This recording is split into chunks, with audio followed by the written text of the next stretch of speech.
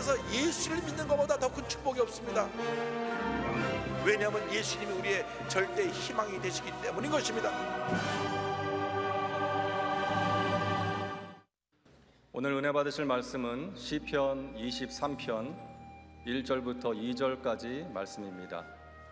시편 23편 1절부터 2절까지 말씀을 다 같이 봉독하겠습니다. 야훼는 나의 목자시니 내게 부족함이 없으리로다. 그가 나를 푸른 풀밭에 누이시며 쉴 만한 물가로 인도하시는도다. 아멘.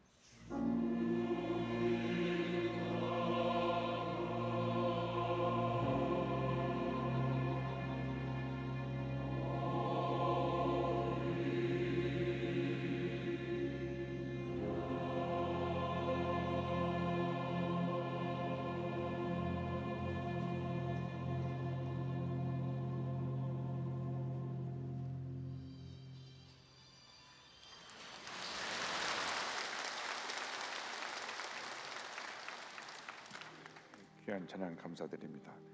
인사 나누겠습니다. 오늘은 참으로 좋은 날입니다. 사랑의 예수님이 우리와 함께 계십니다. 예수님 안에서 좋은 일이 있습니다.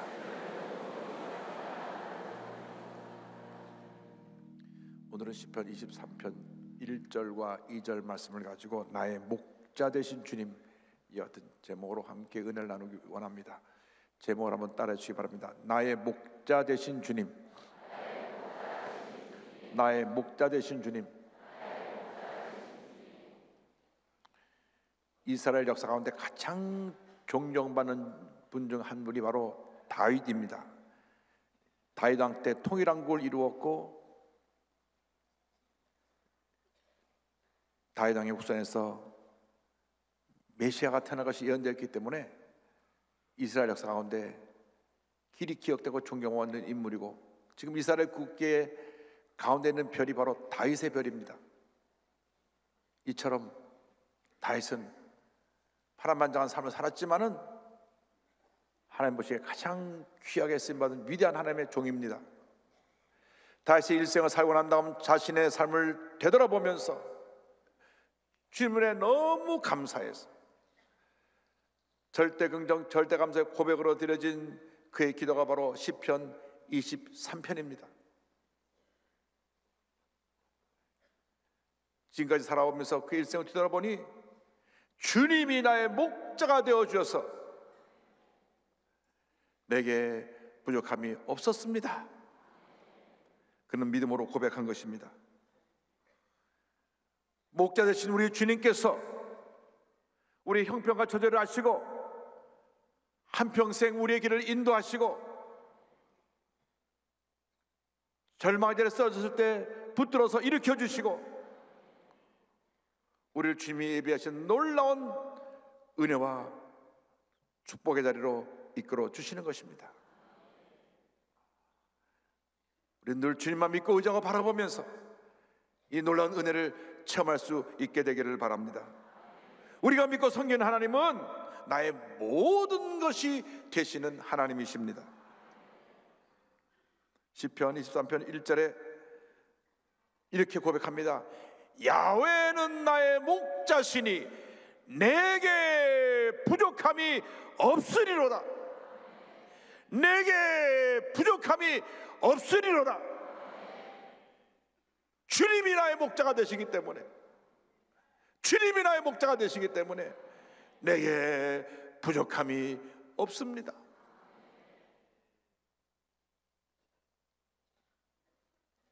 우리가 우리 스스로의 힘으로 살아가려고 하면 부족한 것 투성입니다. 우리의 인생은 스스로 참된 만족과 평안을 얻을 수 없습니다. 우리 인간이 가진 욕심이 끊임없이 우리의 마음을 공허하게 만드는 것입니다. 이 세상 그 무엇으로도, 그 어떤 자리라도, 그 누구라도 우리 마음에 공허함, 갈급함을 다 메울 수가 없습니다.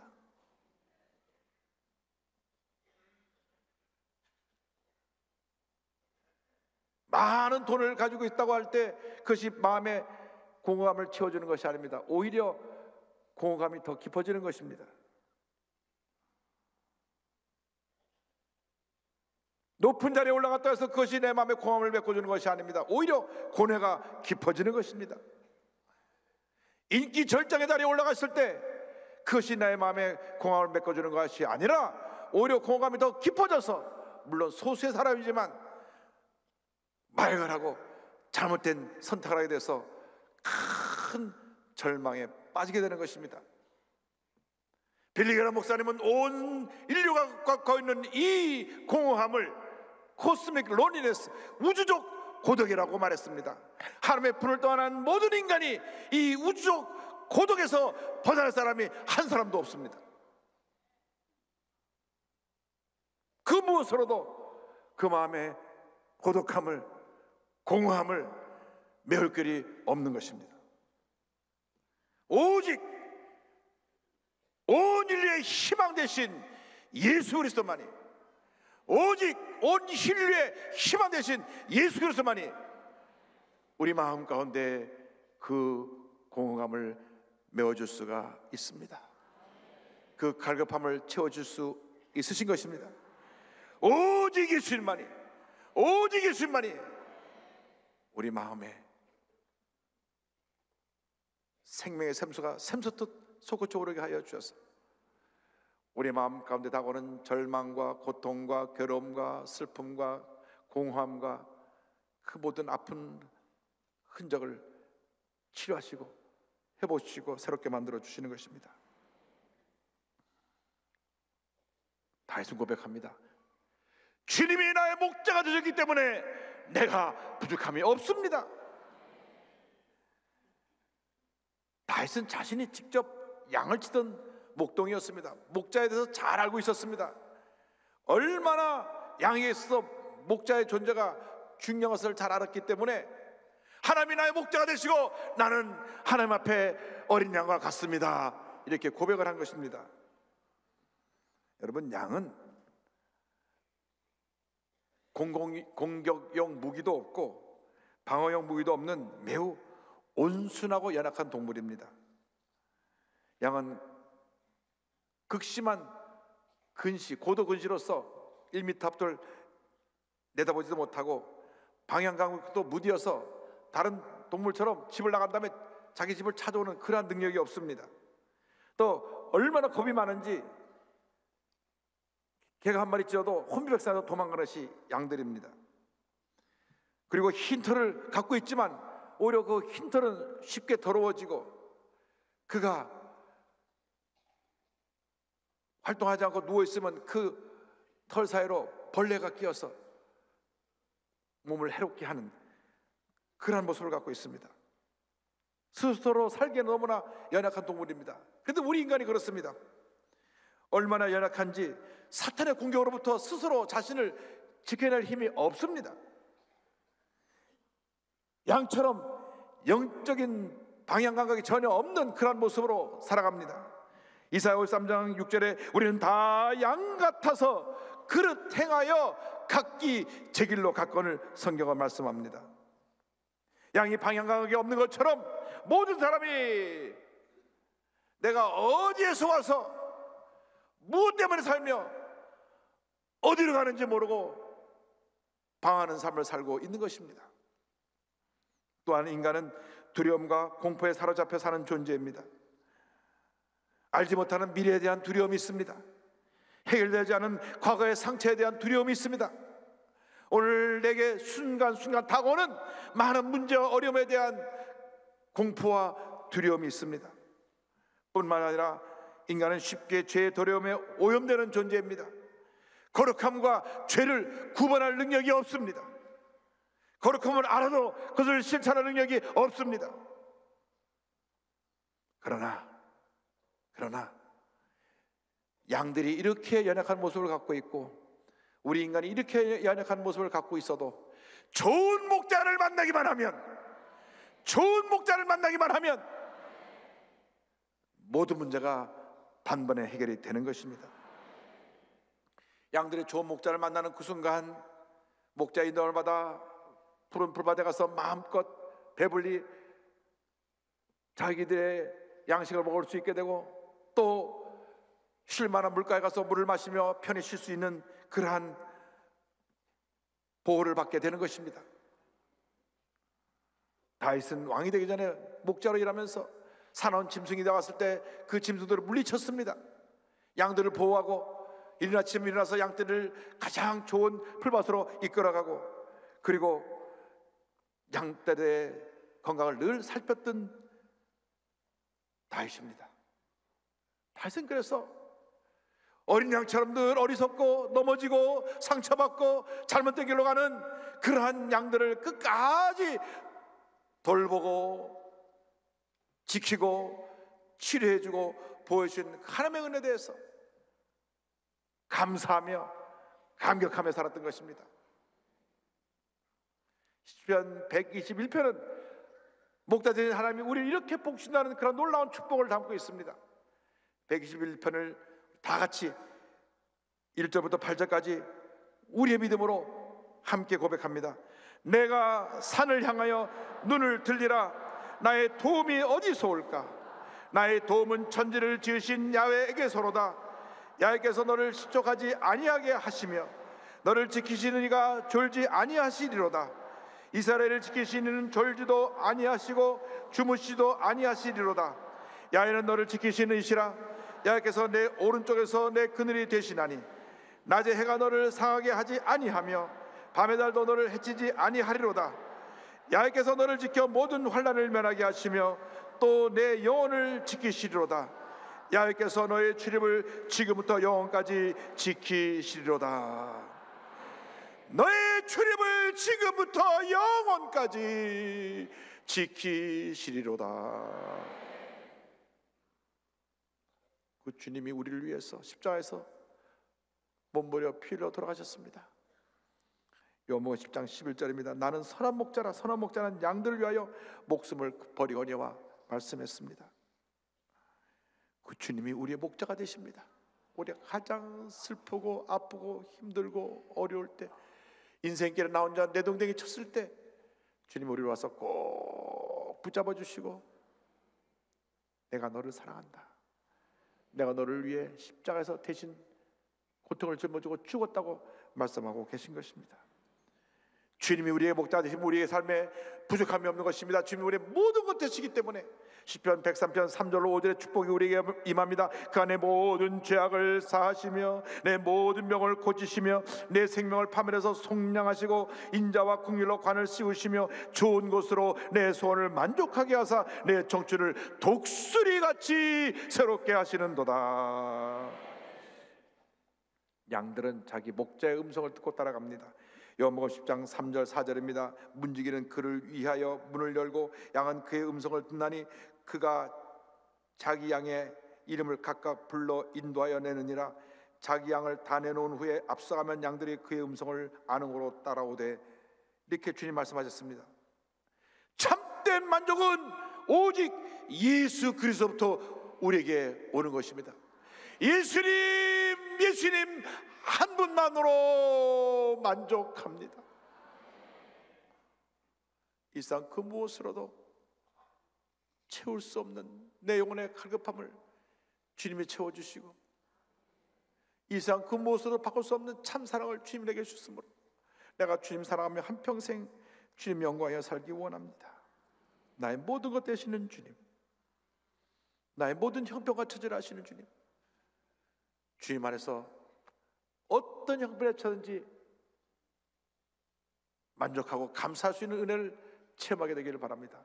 사도 바울이 고백합니다. 빌립보서 4장 11절 12절입니다. 내가 궁핍함으로 말하는 것이 아니니라. 어떠한 형편에든지 나는 자족하기를 배우노라. 나는 비천에 처할 줄도 알고 풍부에 처할 줄도 알아. 모든 일 곧 배부름과 배고픔과 풍부와 궁핍에도 처할 줄 아는 일체의 비결을 배웠노라. 어떤 형편에 처했든지, 어떤 절망의 자리에 내가 떨어졌든지, 어떤 큰 상처가 나를 괴롭히든지, 어떤 고통이 내게 엄습해 왔든지, 어떤 내가 감당할 수 없는 큰 무거운 짐이 내게 주어졌든지, 병이 사랑 의학이 고치지 못하는 그런 중병이 내게 다가와다 할지라도 나는 주님 안에서 감사하고 만족하고 모든 것을 이겨낼 수 있습니다. 이 고백이 드려지게 되기를 바랍니다. 이 주님이 둘째로 한평생 우리의 인도자가 되십니다. 23편 2절은 말씀합니다. 그가 나를 푸른 풀밭에 누이시며 쉴 많은 물가로 인도하시는도다. 주님이 나를 풍성한 주님의 은혜 자리로 이끌어 주신다고 오늘 말씀하셨습니다. 팔레스틴 지역은 목초 지역이 많지 않기 때문에 목사들은 언제나 좋은 풀밭이 있는 것을 미리 나가서 찾은 후 양들을 인도해 갑니다. 양들이 목자가 인도한 그 푸른 초장에 가면 배불리 먹게 되고, 그 다음 목자의 인도를 받아서 물가로 가면 그 물을 마시고 편히 쉬게 되는 것입니다. 우리에게 주어진 축복의 푸른 초장은 바로 하나님의 말씀의 푸른 초장입니다. 오늘 말씀의 은혜가 여러분 모두에게 임하게 되기를 바랍니다. 우리 우리 심령이 하나님의 말씀이 아니고는 메워질 수가 없습니다. 말씀이 우리를 치유하고, 말씀이 우리를 회복하고, 말씀이 우리를 일으키고, 말씀이 우리를 변화시키고, 말씀이 우리에게 참된 평안과 자유함을 주는 것입니다. 말씀 안에서 우리는 풍요로운 삶을 살아갈 수 있습니다. 예수께서 요한복음 10장 10절에 친히 말씀하셨습니다. 도둑이 오는 것은 도둑질하고 죽이고 멸망시키려는 것뿐이요 내가 온 것은 양으로 생명을 얻게 하고 더 풍성히 얻게 하려는 것이라. 주의 말씀 안에 거하고 이 말씀 붙잡고 주 앞에 나와 부르짖어 기도하면 주님의 은혜가 임합니다. 응답이 다가오는 것입니다. 치료가 다가오는 것입니다. 회복이 다가오는 것입니다. 요한복음 15장 7절에 예수님 말씀하셨습니다. 너희가 내 안에 거하고 내 말이 너희 안에 거하면 무엇이든지 원하는 대로 구하라. 그리하면 이루리라. 여러분, 주님의 말씀 안에서 평안함을 누리고, 말씀 안에서 위로함을 받고, 말씀 안에서 치료함을 받으시기를 바랍니다. 주님 우리를 부르고 계십니다. 수고하고 무거운 짐진 자들아 다 내게로 오라. 내가 너희를 쉬게 하리라. 다 내게로 오라. 다 내게로 오라. 어떠한 무거운 짐을 줬든지 내가 감당하지 못할 그 무거운 짐을 내가 책임져 줄 것이니 내게로 오라. 오늘 주님 주시는 참된 평안함이 임하기를 바랍니다. 나의 마음속이 늘 평안해. 나의 마음속이 늘 평안해. 악한 죄 파도가 많으나 마음이 늘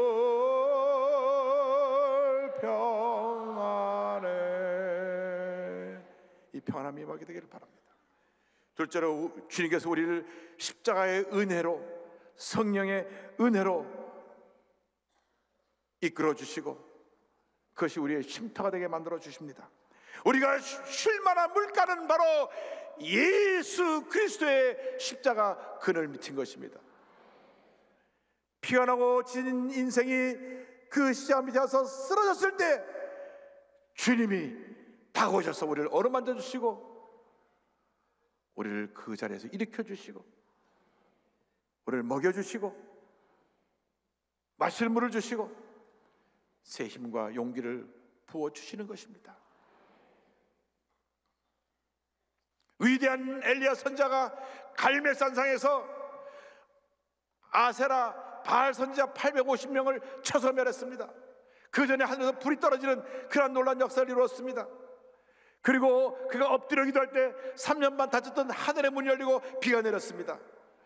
그런데 이 이야기를 들은 아방의 부인 이세벨이 말합니다. 너도 내일 이맘때 그 사람들처럼 죽으리라. 그 말 한마디가 그 위대한 엘리야를 무너뜨려 버렸습니다. 그 말 한마디에 그 큰 일을 이룬 그가, 큰 업적을 이룬 그가 말 한마디에 와르르 무너졌습니다.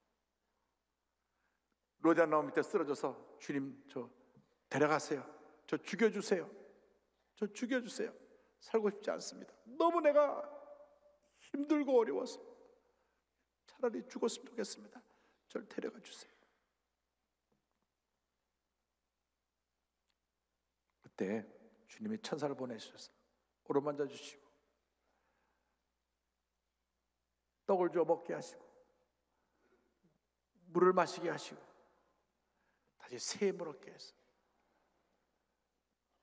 야훼의 산 호렙에 이르게 만들어 주셨습니다. 바로 그것이 로레 나무 밑이 십자가 그늘 밑인 것입니다. 여러분의 모든 문제를, 여러분의 모든 고통을, 괴로움을 그 십자가 밑에와 내려놓고 주님께 부르짖어 기도하시기 바랍니다. 주님 나를 도와주세요. 주님 나를 한 번만 살려주세요. 주님, 나를 다시 한 번만 일으켜 주세요. 너무 힘들고 어려워서 견딜 수가 없습니다. 주님, 이 고통에서 저를 건져 주옵소서. 주님이 여러분을 그 고통에서 해방시켜 주실 것입니다. 십자가가 그늘 밑은 죄사함과 의로움의 강물이 넘쳐나는 것이요, 거룩함과 성령 충만의 강물이 넘쳐나는 것이요, 축복과 풍요로움의 강물이 넘쳐나는 것이요, 치료와 회복의 강물이 넘쳐나는 것이요, 영생의 강물이 넘쳐나는 것입니다. 그 은혜가 있게 되기를 바랍니다. 양들이 풀만 먹고 살 수 없죠. 꼭 물을 마셔야 되죠. 건강을 유지하는 비결 중에 하나가 물을 많이 마시는 것이라고 하더라고요. 물을 많이 마셔서 기본적인 체력에 모래 수분이 부족하지 않게 해야 된다, 그런 말을 들었습니다. 양들에게 있어서 그 물은 생명과도 같은 것입니다. 양들이 가서 마시는 물, 그리고 그 쉬는 그 자리는 바로 성령의 은혜가 있는 곳입니다. 예수님 말씀하셨습니다. 요한복음 7장 37절로 39절에 누구든지 목마르거든 내게로 와서 마시라. 나를 믿는 자는 성령의 이름과 같이 그 배에서 생수의 강이 흘러나오리라 하시니, 이는 그를 믿는 자들이 받을 성령을 가리켜 말씀하신 것이라. 성령을 보내주셔서 우리를 쉴 만한 물가로 인도하여 주시고, 성령의 생수가 우리 마음 기쁨에서 강물처럼 흘러나게 만들어 주시는 것입니다. 절대로 낙심하지 말고 절망하지 말고 포기하지 말고 주님만 바라보고 주님만 의지하고 십자가를 붙들고 성령의 생수의 은혜를 체험하게 되기를 바랍니다. 주님의 은혜가 바로 지금 여러분과 함께하고 있습니다.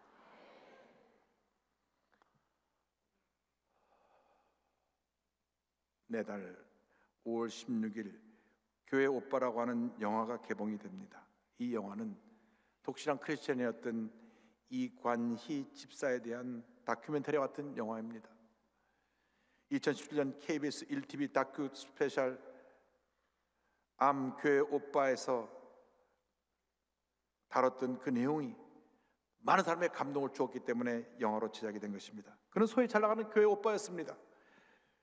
고려대 전기 전자 전파 공학부를 4년 전액 장학생으로 졸업을 하고 ROTC 42기 통신 장교 중위로 전역한 후에 다국적 기업인 퀄컴, 세계적인 무선 통신회사 그 기업의 연구원으로 입사를 했습니다. 키도 훤칠하고 얼굴도 잘생겨서 인기가 많았던 사람입니다. 그런데 그가 결혼하고 나서 첫 딸 소연을 얻은 지 한 달 만에 대장암 말기라고 하는 판단을 받았습니다. 대장암 말기에 암이 방광과 복막까지 전해가 된 것입니다. 그렇게 자랑스럽게 여기던 아들이 대장암 말기라는 말에 어머니가 충격을 받아서 세상을 떠나십니다. 엎친 데 덮친 격으로 아이가 태어난 지 얼마 안 됐는데 그 아내는 혈액암 사기, 혈액암 말기라고 하는 진단까지 받습니다.